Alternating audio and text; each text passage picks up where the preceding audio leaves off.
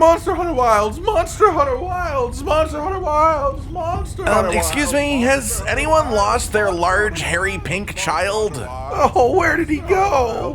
Ladies, gentlemen, and monsters of all ages, with Monster Hunter Wilds finally being released and tons of players diving into the game, all of the first questions worth answering really are all about low rank, and of course, low rank. Today I'm going to call out around 10 things that you should absolutely do in low rank, whether this unlocks a new function, or maybe it's just the actual use of something you may not otherwise take advantage of, or maybe just a sort of mindset or piece of advice for something to do before you get into the real meat of the game further on.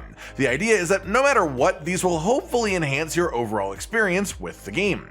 First up today then, starting at the end of chapter 1 of the story, you unlock your first side missions. As the name implies, you can completely ignore these if you want to, they are optional, but I really recommend that you don't do that. In low rank, there are only a few side quests that exist, and they don't give crazy rewards, but they are a part of longer quest chains that extend into high rank. And aside from that, doing these side missions as well is just a really good habit to get into, because without dropping anything too specific as far as information here, there are some very important game functions that are unlocked through side quests. So don't think of them like things only a completionist would do, because they will actually be relevant to your overall journey. Second up then, trading. This is a function that you will unlock as you progress through the story, as you prove yourself and gain the trust of the various groups of NPCs that you will meet along the way. Some of them will start to offer an item trading service. When you first unlock each one, they will gain a symbol that follows them around their specific hub area, and they get an exclamation point trying to lead you over to talk to them when they're first unlocked. Trading with these NPCs is something that you may not think that you will care much about, at least at the start, but interacting with the system is actually how you unlock a number of things long term. It is a main source of getting the best ingredients to cook with your general meals, and get the best food buffs that you can, aside from village feasts of course, and long term you can actually find unique equipment that is only accessible through this system, so don't ignore it and check in regularly with the NPCs. Third today, this may sound like a joke, but let some monsters beat the crap out of you, okay? Some players just want to get to endgame hunting as quickly as possible, but I am heavily of the opinion that when you do that, you will miss out on a ton of flavor and personality that Monster Hunter creatures are chock full of, and getting to experience that the first time that you meet them. Whether it's letting a monster do a grab attack on you so you get to experience what its pin is like, or even just as small as going out of your way to do the optional quests for small monsters so that you can see what the new small monsters are actually like in Wilds, because they're honestly sort of nuts. And yes, maybe I'm a bit biased as the small game hunter. Then call me the small game hunter. But it's things like the way that Biloxi just fully grab your hunter that people will manage to go dozens of hours without ever realizing or knowing, because they just don't fight near that specific insect, or maybe they just collaterally kill them before it can even happen to them, or maybe you just never even see one of them in your initial story playthrough because you're letting your seikret just directly transport you to the target and you don't happen to be fighting in those zones. There's nothing necessarily wrong with that if that happens to you, but in my mind the best Monster Hunter experience is the fullest one, and letting the monsters show you what they're made of is an important part of that full experience to me. Fourth up, experience the underwater areas in Wilds as soon as you can. These aren't something that are low rank exclusive by any means, but they are something that, again, like small monsters, the game never actually forces you to interact with. These are in various places around multiple maps, and pretty much always if you find an area that gives you the dive in prompt, it will lead you to a genuinely beautiful underwater pathway leading to unique plant life or treasures that you can collect along the way. And hey, if you're feeling cheeky, you can always whip out the capture net and grab a bunch of fish while you're swimming through here too. And a number of the things that you can get in these diving sections round back to the trade system that we talked about earlier, as the goodies that you get while diving often have solid trade value with those NPCs. But even outside of that, it's worth it just to experience at least once for each of these, because they're just sort of beautiful, honestly, and especially for a sort of homage to third generation underwater hunting combat itself. Fifth up, after your first hunt in the third map, the oilwell basin, a number of things will unlock that are important to be aware of. The first is Talisman Crafting. Now, if you pre-ordered the game, you could have already had a talisman on this before this point by visiting the support desk, Cat, and then collecting all of your DLC and such content. But if you don't do that, or if you want to make something different than the pre-order bonus talisman, this is when you can start to craft various talismans, with more unlocking for you to craft as you kill more monsters and gather their parts. Talismans can be impactful on your overall gameplay, so I definitely recommend having some sort of talisman equipped at the very least. The other thing that unlocks at this point is armor armor spheres, and armor upgrading. And you will likely already have some armor spheres if you collected the launch bonuses from the support cat as well. If you have armor you want to stick with for at least a little bit longer in low rank, either if you like the skills on it or if you just like the aesthetics, that's fine too. It's definitely not a bad idea to apply some basic low-level armor spheres to those items. A lot of people will just hoard these until endgame, worried that they'll want them later on and regret using them, but you get higher value armor spheres the further up in the game you get, and higher rarity armor requires more armor spheres to level up. So the equivalent value of the basic armor spheres in late game is non-existent, and you should absolutely not feel guilty about using them on your low rank armor.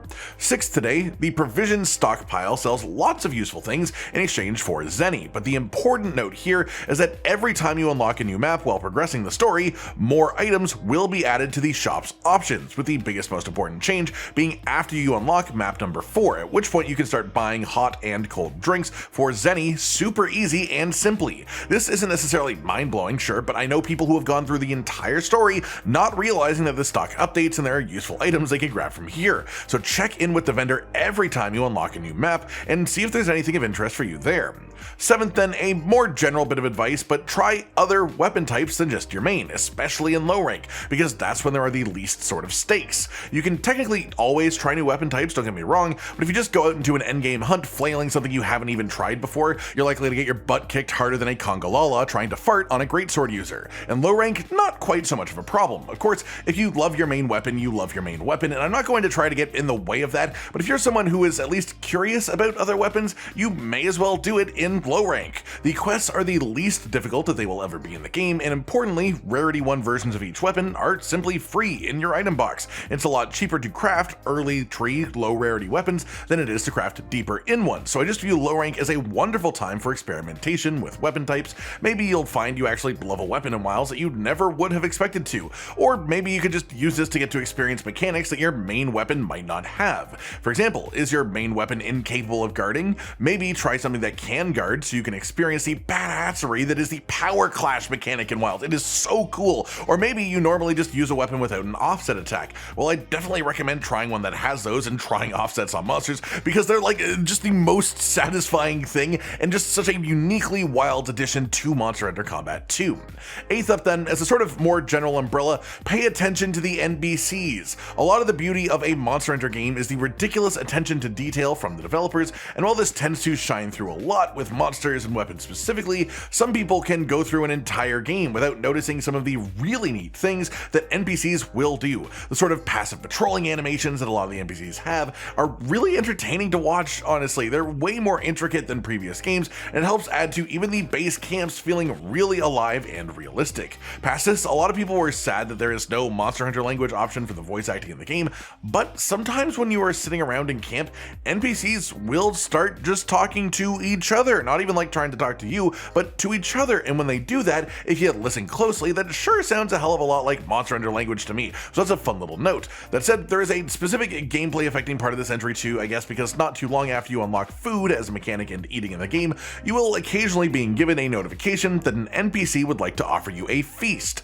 Aside from being some really big classic Monster Hunter over-the-top cooking cutscenes that add even more personality to the NPCs, these are also actually generally the most potent and longest lasting meal buffs that you can get in the game, having a 60-minute timer and giving a nice little pile of bonuses too. While it may be a bit more of a hassle to go and talk with an NPC whenever this is active instead of just eating at your grill or in your tent, it's definitely worth going to do that in experience, especially for those Monster Hunter food cutscenes. One final bit for this section then is in the oilwell basin. After you've defeated the apex of this area for the first time, you will unlock the festival shares mechanic with this NPC here.